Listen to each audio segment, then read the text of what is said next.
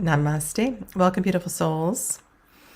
Welcome back to favorite minor arcana, favorite top tarot minors. And today I have a few decks with you that really illustrate the energy of the Five of Wands quite well. And happy to share those with you. And as always, I look forward to your comments later on. It really does help to, this is a long series, right? 56 cards, and I'm only 5 cards in. So this will be going on for a while. And this particular painting is from the beautiful Rebellion Tarot. And I show you the full landscape painting from the guidebook so that you can get a real feel for the energy of the card, because you certainly don't get that feeling in the card itself, or at least I don't get the same sort of energy, because in the card we are only looking at the right side of the painting. So welcome Clevis and Emilia.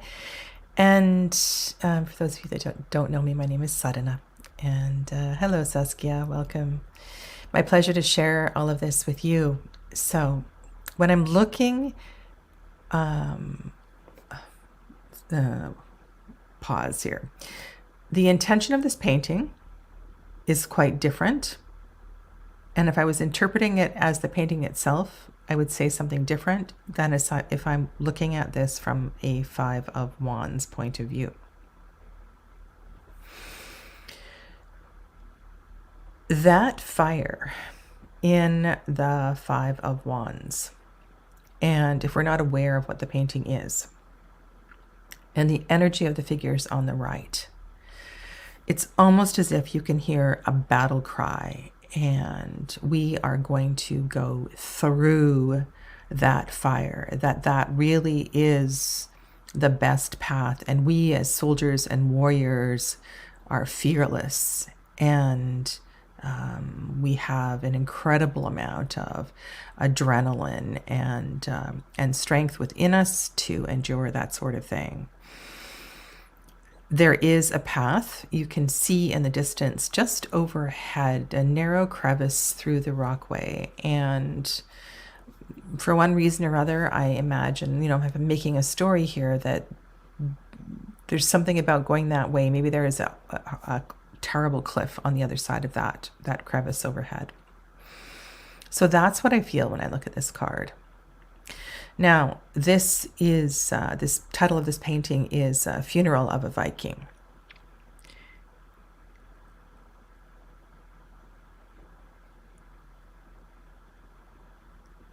So interesting. Okay. By Frank Bernard Dixie, circa 1893.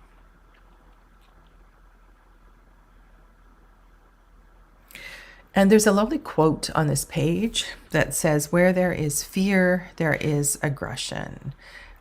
This is from an Indian master. And I think this quote is very fitting for this card. And I just want to say, as an aside, that as the funeral of a Viking leader, a Viking king, this takes on a very different energy. And I really honor the tradition of this sort of cremation, but that's not what I'm talking about here. I'm talking about the energy of the Five of Wands. And I think for that energy, that Robin Cole picked a really brilliant card. Okay. Carrying on with that theme. Where to put this book? This is the Five of Wands from Shadowscapes Tarot. And let's just put it over here so you can see the whole thing. And I want to read again from the words of Stephanie Queen Moon Law, because this is just so beautiful. At the forefront of the pack, the hare sprints away. It darts past rocks and trees, slips under branches. Its paws flash across the ground with the race of adrenaline in its veins, the red living pulse of blood that his pursuers scent. It drives them to a frenzy as they race after that elusive and pale streak. They race against each other, nearly climbing upon each other's backs in their effort of chase, leaping from the tops of the wands, springing wildly through the air, everyone for himself. And through the battle of fiery, brindled fur he charges. They do all they can to obstruct him, as if for the mere enjoyment of conflict. It is like swimming upstream against a powerful surge. Exhaustion burns in the muscles and the lungs. At times there is a thin voice from within that urges, just lie down. Let the tide of strife wash over and past. But no, to do so would be to be trampled beneath the onrush. He does not falter. He feels his own pulse heat up with the excitement of this strife. It is an uphill struggle of living obstacles that wades through. He feels a bit like the hare himself, struggling to break through to get to his haven in the Five of... Okay, and then it goes on to what the Five of Wands means. Well, I think this description is just brilliant. That we go on, and we get... hello, Janine. We get...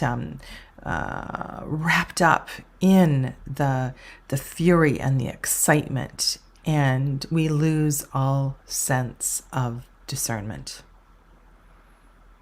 At this point, tails, ankles, anything could get wrapped up in brambles. With all of this fury, people could end up in holes. I mean, any number of things could happen. And so the Five of Wands is this card of, this is a crazy card. This is a double Mars card in Leo, if you want to read it that way. It is just fraught with martial energy fueled by the sun.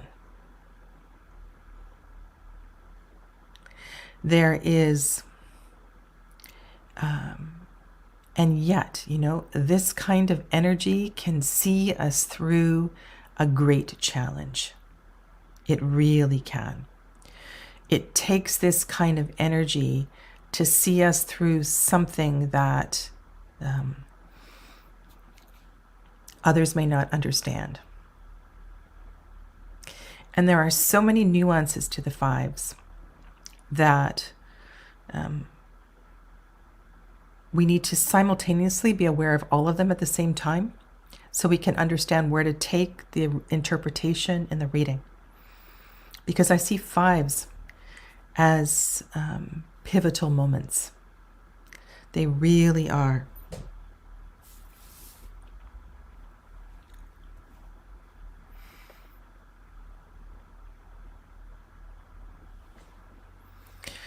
This is the Star Seeker Tarot. And the reason I chose this card is because I feel that those wands are like a handle you would turn on a vault. Not that I've ever opened a vault before, but it's like they are the thing that's going to get us through this portal, through this opening. Now, I don't usually talk about fives as portal cards. I usually talk about them as bridge cards. And the word pont as the root of the word pontiff that connects us to Hierophant. I take this to the, I used to say bridge cards. And these bridge cards sometimes present unsurmountable obstacles. But in this particular five, the energy is so driven It is so, it's the five of fire. And it may very well get us through to something quite great. And it can also take us down. It could also take us down. So we need to be really careful of this energy. I feel that if this energy is focused, like in the Mariel Tarot in the center, it's quite different than the energy that is so scattered in the Shadowscapes Tarot. So when we have an air or a fire card that is intense, one of the things I'm looking for is focus. How can we contain this energy, bring all of this energy together so that we can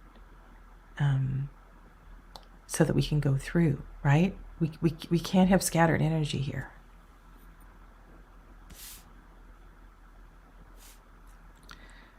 Okay. This is Tarot of the Divine.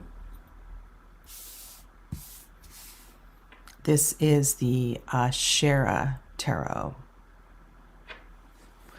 Oh, sorry, it's not Mars, it's Saturn. Saturn in Leo. Saturn in Leo. Okay. My bad, but I will speak to that. And the Saturn in Leo, why did I think it was Mars? Okay, that's fine. Then the gateway, the restriction, the blockage. Perhaps what I'm looking at in this card, that's Saturn. That is Saturn. That's like the Ganesha card, right? Ganesha puts a blockage, a restriction in front of us so we can either observe and learn or find a better detour. And doesn't that fit really well in looking in this particular card? You know, is it that flaming path to the left, or is it that path to the right? So either way, a level of discernment is absolutely necessary here. But the fact is that the intensity, and Saturn is such a crazy energy because it both is powerful father, masculine, father of Jupiter kind of energy, and yet it's also connected to the strength of the divine feminine through the third Sephira of Binah. So we have a lot that goes on with the energy of Saturn in the tarot. In the Shara Tarot, I see this flaming inverted pentacle restricting the power. And all I want to do is go through. But that restriction, it's there, right? It's there, like, and I want to say Ganesha. I don't know if you know that energy, but sometimes we get all riled up, we get all fired up, and then something stops us right in our pathway, and it either can deflate us or it can rile us up even more. And that's what I'm kind of feeling in the Shara Tarot. And when I look at the Mariel in terms of Binah and Saturn, then I see Binah as the black in the background. And there we have that red orange Leo, fiery energy navigating through the Black Sea of Binah. And, oh gosh, you could compare this card, right, to the Temperance card in the Mariel as well, too. The Pandavas, who are the background story for the Five of Wands and Tarot of the Divine. This is a very complex story from the Mahabharata. And You know, often we are fighting. I think in contemporary culture, we'll say we're fighting for the sake of fighting. We don't really know what we're fighting for. I don't think that was necessarily the case in this story because of the caste system and the way the story goes, because the path of the soldier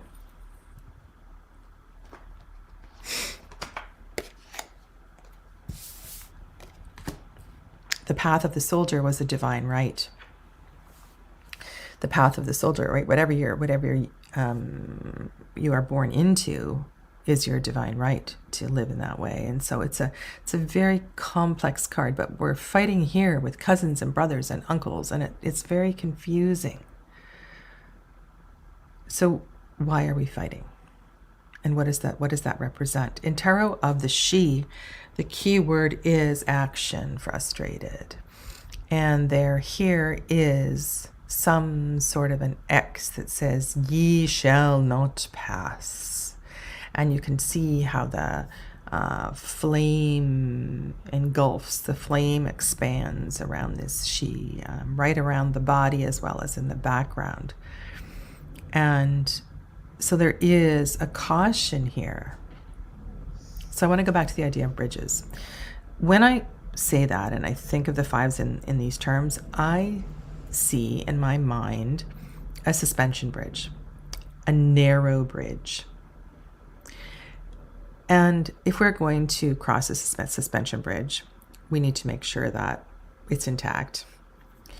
We need to be careful what we're carrying across it, how we approach it, all these kinds of things. And with the X in this card, in Tarot of the She,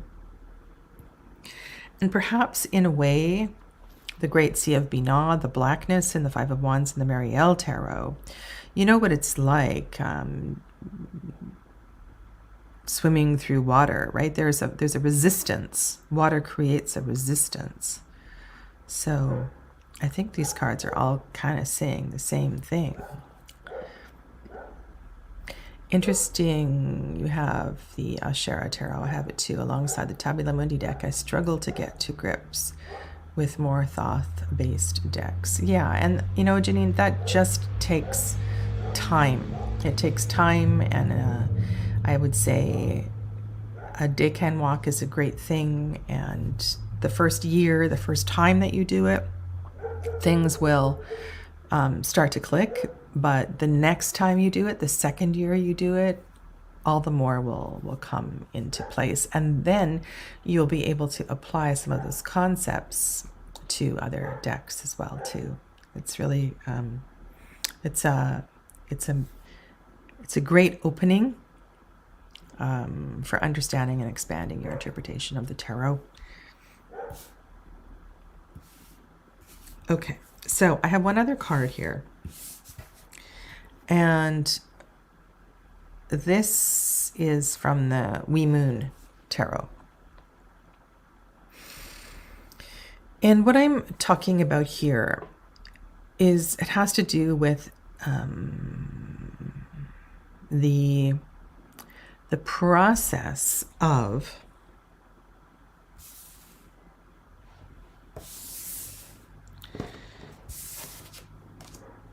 navigating this gate,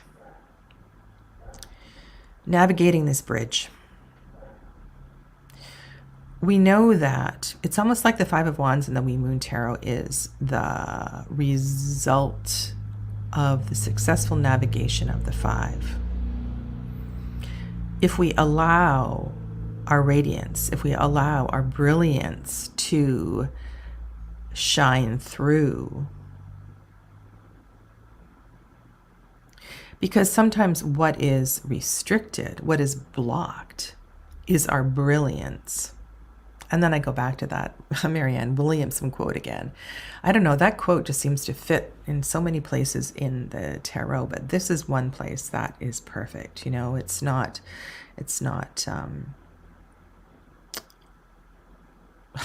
okay, I'm just going to get it. I know I have it on a banner here somewhere. Somewhere I do, I don't think.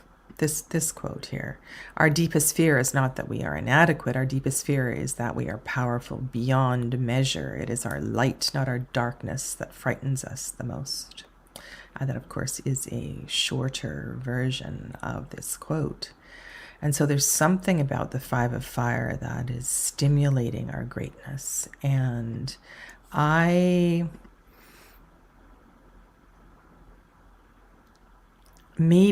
so I want to go back to this one. So maybe it's helping to refine, define, consolidate that crazy power that we are feeling inside. Okay. Those are a few thoughts on the Five of Wands today. And it's a really exciting card. It's a really exciting card. I feel inspired by this card, as you can tell. All right, so top 5. You know, if I could see the whole painting, I would choose this one. And it's unfortunate you don't see the whole landscape. Marielle Tarot, I think, really teaches us something about this card. I think the frenetic energy and shadowscapes is an important part in understanding this card. Now, I hesitate to choose this card. The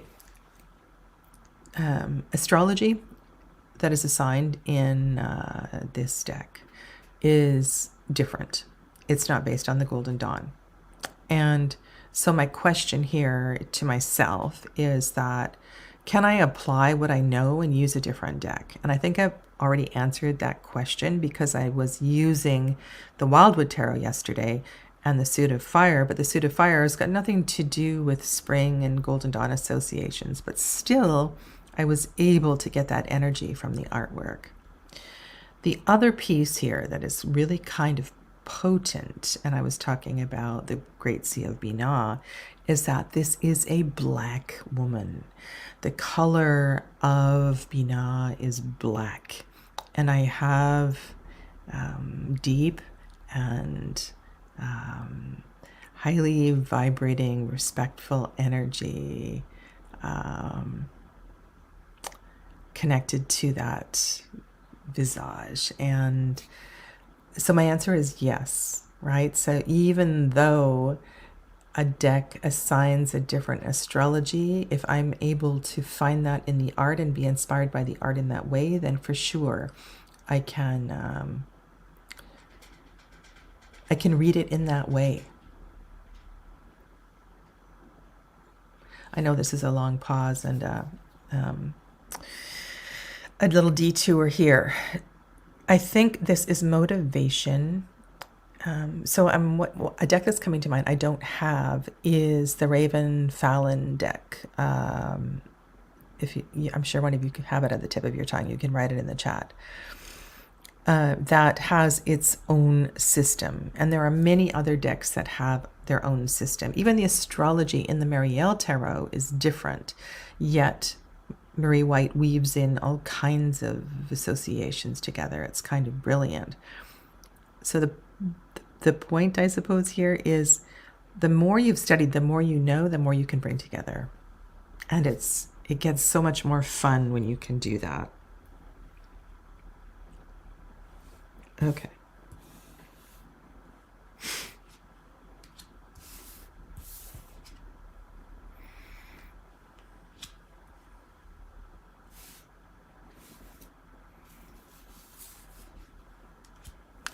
All right, so if I had to choose 2 from these 2 cards, I really like what I'm seeing in the Asherah Tarot, and also the fact the pentagram is inverted. There's something there. And I'm feeling also too that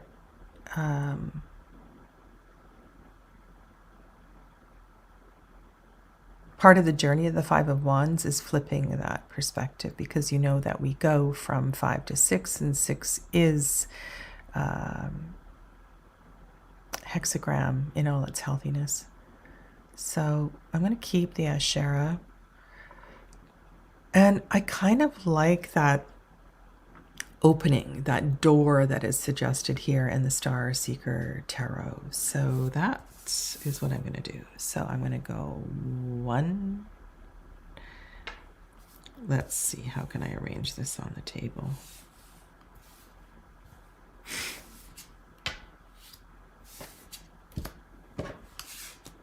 Figure it out. I have been posting a few photos on Instagram, not all of them after the fact.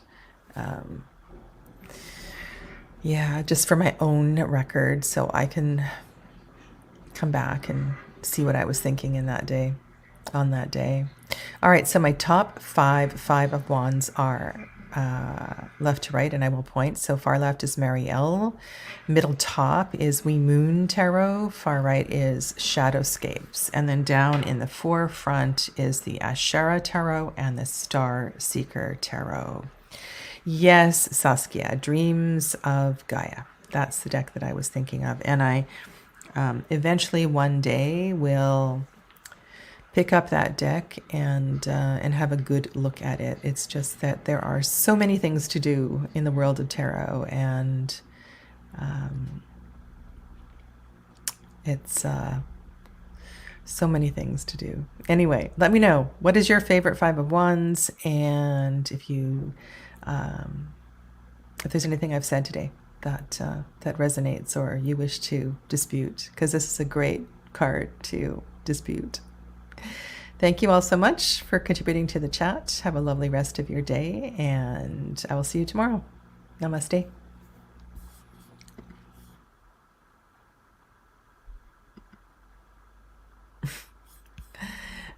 I enjoyed your shopping story. I would love to go through the